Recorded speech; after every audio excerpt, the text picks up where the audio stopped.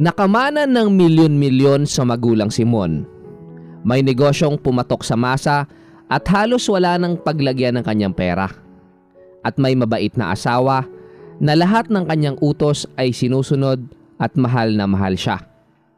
May 2 anak na mababait at matatalino, may magandang bahay at lupa at pera sa bangko.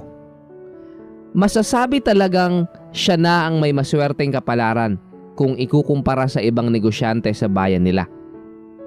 Paring Mon, ang swerte mo talaga. Lahat ng pasukin mong negosyo pumapatok. Hawakan mong maigi ang swerte mo, pare. Bihira lang ang may ganyang swerte sa buhay. Puna ng kumpare niyang si Ben. Nakakapagod na nga, pare. Sana pwede naman akong mag-relax naman. Nakakapagod na araw-araw, bahay, opisina, 20 taon na rin at pagod na ako. Yan ang laging angal ni Mon sa kanyang mga kaibigan. At laging ang gusto, mag-relax na daw at gustong matikman naman ang bakasyon sa ibang bansa. Paring Mon, kami na hindi pa nalago ang puhunan at pang magnegosyo, kakainggit ka naman. Araw-araw ang lagi mong bukang bibig, bakasyon at lalabas na bansa. Tapatin mo nga ako, pare. Anong bansa ba ang pangarap mo? Ani Ben. Gusto kong magkasino sa Macau, pare. Kagaya ng mga kakilala ko doon. Mas yumayaman sila. Tara, pare, subukan natin. Ani ni Mon sa kaibigan. Pare, mag-isip ka muna. Ang alam ko, mga bigatin talaga ang nakasama sa hamon doon. Yung ang puhunan ay milyon at dapat magtatapon ka ng milyon din. Saad ni Ben. Hindi nagustuhan ni Mon ang sinabi ng kanyang kumpare at binara niya agad ito. Parang kwentado mo ang pera ko, paring Ben ah. Igagaya mo pa ako sa'yo na barya lang napasok na pera sa negosyo mong junk shop. Huwag mo ako maliitin. Kaya ko magtapon ng milyon. Ewan ko lang sa'yo. Pambabara ni Mon sa kaibigan. Napailing na lang si Ben at hindi na siya sumagot para hindi na humaba ang kanilang pagtatalo. Matagal na niyang kaibigan si Mon at kaklase niya ito mula pa noong sekundarya pa lang sila. At aminado naman na mayaman talaga ang pamilya ni Mon. 2 lang magkapatid at mayaman din ang napangasawa ng kapatid nito na nasa bansang Italia na. At namatay pa agad ang magulang nila at nakuha na ni Mon ang mana nito. Kaya naman mas maraming negosyo ang kanyang pinasok. Isang malaking hardware at naging contractor na rin ito ng malalaking subdivision sa bayan nila. At ilang negosyo pa na pinatatakbo naman ng asawa nito. Maging mga kakilala nila ay pinagkukwentuhan na si Mon dahil nagsimula na itong makita sa kasino sa Manila at maraming napapailing sa kanya. Nako, alam kaya ng misis niya? Lagot yan. Pag nalulong yan sa sugal, ubos ang yaman yan. Hindi niya kakayanin pag na-addict siya sa kasino. Dahil oo, mayaman siya pero hindi pa siya ganoon kayaman para sa mga ganyan luho. Puna ng ibang kakilalang negosyante ni Mon. Ayokong makialam, minsan na kaming nagkainitan ni paring Mon. Bahala na siya at buhay niya yan. Saka ang Maring Sonia naman, takot yan kay paring Mon. Pag nasigawan na, hindi na makaimik pa. Sayang ang namana niya, pihado, maghihirap yan ilang taon lang. Sambit naman ni Ben. At wala ngang pakialam si Mon sa mga naririnig niya. At pinamahala na lang niya sa kanyang staff ang kanyang hardware at iba pang negosyo. At nang matikman nga ang kasino sa Maynila, agad siyang naghangad ng mas mataas na tayaan. At ang bansang Macau nga ang target niya. At agad siyang nag-withdraw ng milyon at handa nang lumipad pa Macau. Mon, maawa ka sa mga bata. Huwag kang magtatapon ng pera. Hindi pa sila nagka-college at malaki pa ang kanilang kakailanganin. Bakit kailangan mo pang mag-Macau? Pwede naman sa Maynila na lang. Wika ni Sonia na nakapanood lang kay Mon habang naghahanda ng kanyang maleta.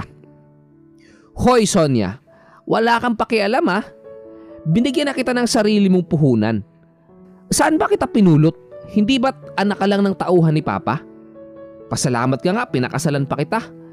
Kaya ikaw ang magpaaral sa 2 bata. Huwag kang makialam kung ayaw mong palayasin kita. Sigaw ni Mon. High school na ang kanilang panganay na si Mark at kinig na kinig nito ang pagtatalo ng kanyang magulang. Unawa na niya ang lahat at kaya tumatak sa utak niya na kailangan niya mag-aral ng mabuti. Tuluyan na ang naadik sa sugal si Mon at kada 3 buwan nag-e-exit lang ito sa Macau at babalik muli. Nakatikim kasi ito ng milyon-milyong panalo at akala niya wala nang katapusan ito.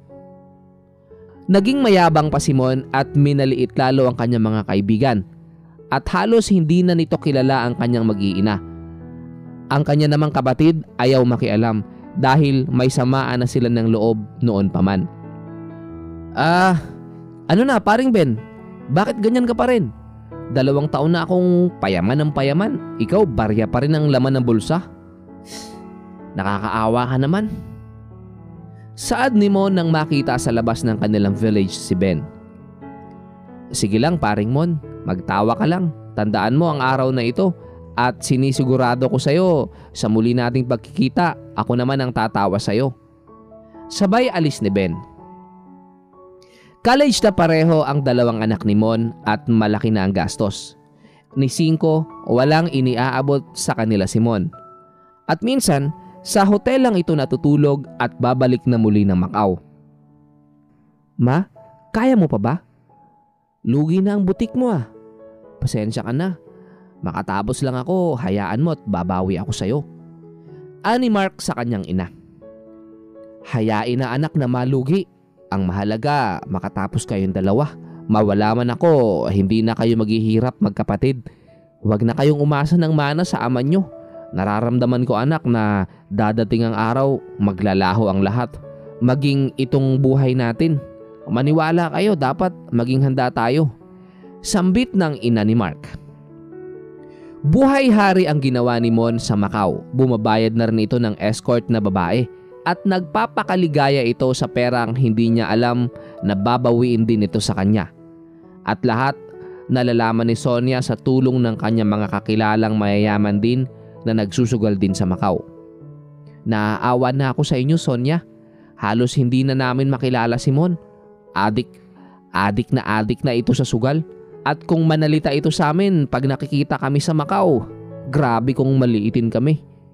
Kwento ng ilang kakilala ni Sonia.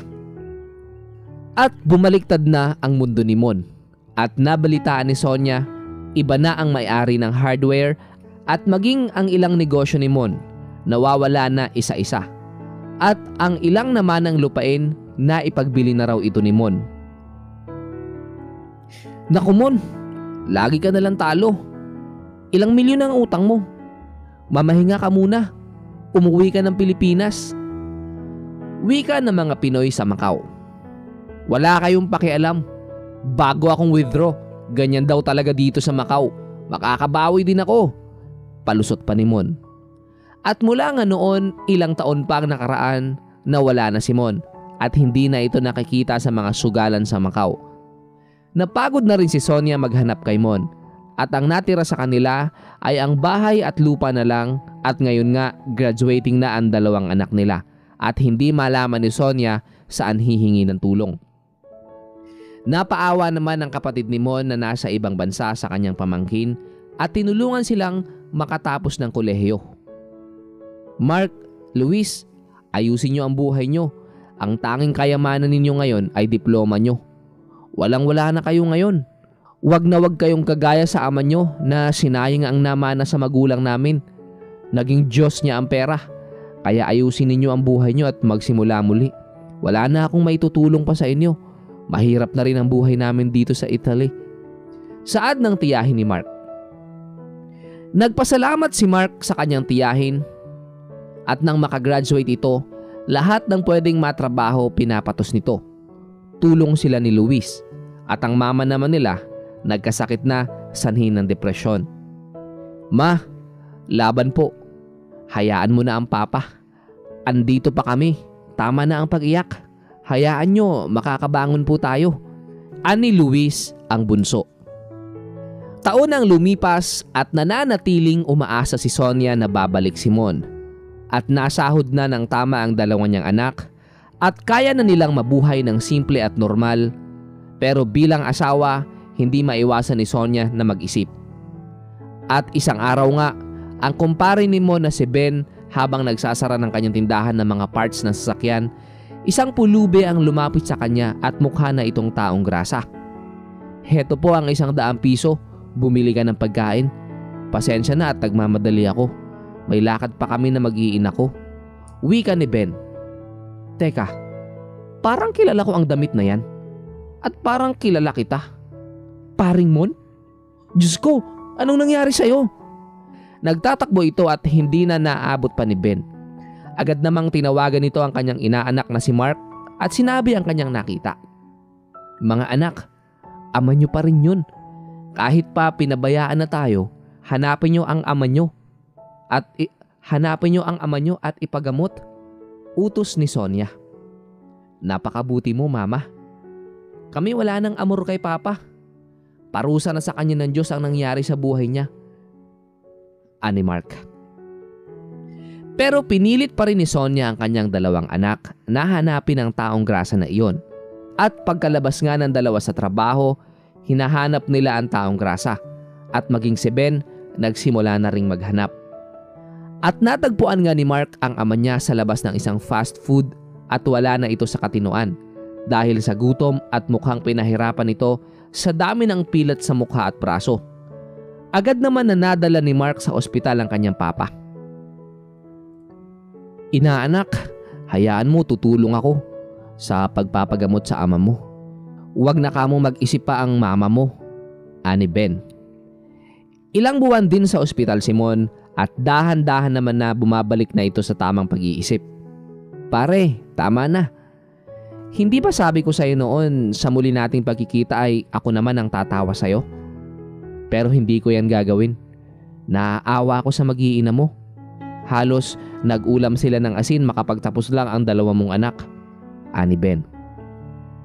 Lumuha lamang si Mon at hindi na nakapagsalita pa.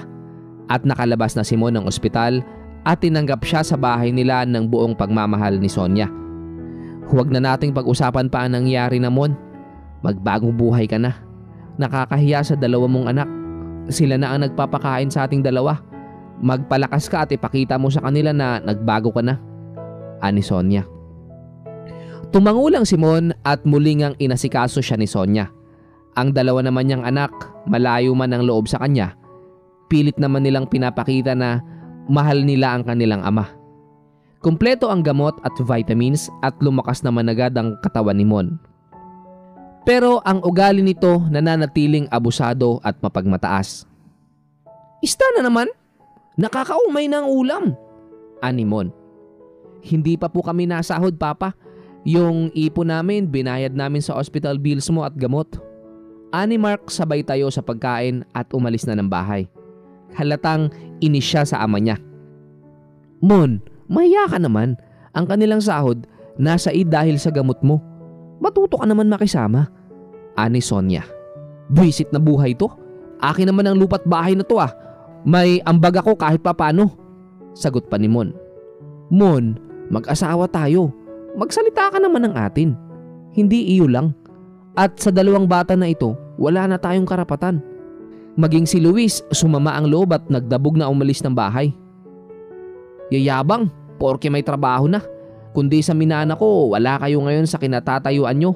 Mga hambog," sigaw ni Mon. Inunawa muli siya ni Sonia at laging nakikiusap si Sonia sa 2 anak na pagpasensyahan na ang ama nila. "Hanggat kaya namin, Mama. Pero tandaan mo po, kahit anak nyo kami, napupuno na rin po. At baka hindi na kami makatiis at makasagot na kami ni Luis," ani Mark. Nahalata ni Sonia ang pagkabugnuti ni Mon at lagi itong naalis ng bahay. Nakikita daw ng kanilang kapitbahay sa malapit na sugalan at nanunood daw ito halos araw-araw. At natatakot na si Sonia, mukhang walang pagsisisi si Mon at parang may gagawin na namang masama. At isang araw nga, "Ma, bakit nawawala ang pambayad natin ng kuryente at tubig? Nasa bill box natin yon. Buwan-buwan naman doon natin nilalagay ah. 3,000 po yun," ani Mark.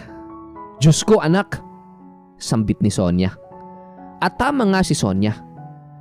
Naabutan nila si Mon na nakaupo na sa sugalan. at natuto na itong pakialaman ang pera ni na Mark at Luis. Pa, ano na naman yan?